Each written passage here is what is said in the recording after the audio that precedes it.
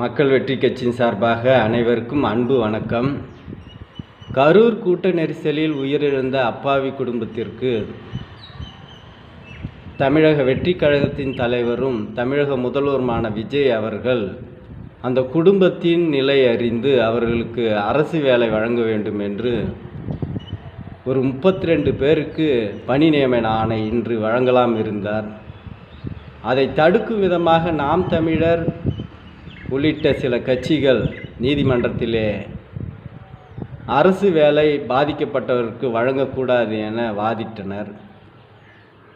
Madurai high court பெஞ்சு மாண்புமிகு நீதியரசர் அவர்கள் பாதிக்கப்பட்டவர்களுக்கு அரசு வேலை வழங்குவதும் இழப்பீடு வழங்குவதும் ஒரு நல்ல விஷயம்தான், இதை ஏன் தடுக்கிறீர்கள் என கேள்வி கேட்டார்.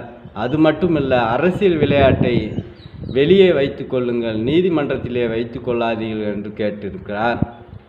இவர்களுக்கு பணி ஆணை வழங்குவதில் எந்த தடையும் இல்லை என்று தடையை விலக்கிவிட்டார்.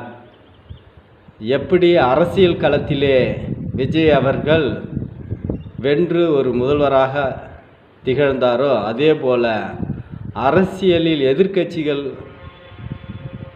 ஒரு மோசமான செயல்பாடை எதிர்த்து இன்று பாதிக்கப்பட்டவருக்கு பணி ஆணை வழங்குகிறார். இது அவருக்கு ஒரு இரண்டாவது வெற்றியாக மகுடம் சூடும் என்பதிலே எந்த மாற்று கருத்தும் இல்லை.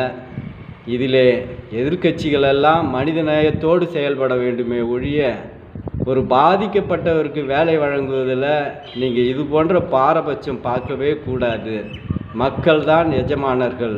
மக்கள் பாதிக்கப்படும் போது அரசர்களாக இருக்கக்கூடிய முதல்வர் உதவி செய்வார். இதுதான் ஜனநாயக மாண்பு. நன்றி. இந்த சேனலை சப்ஸ்கிரைப் செய்யுங்க. பார்க்கக்கூடியவர்களுக்கு அப்போ தான் நிறைய பேருக்கு இந்த தகவல்லாம் போய் சேரும். நன்றி, வணக்கம்.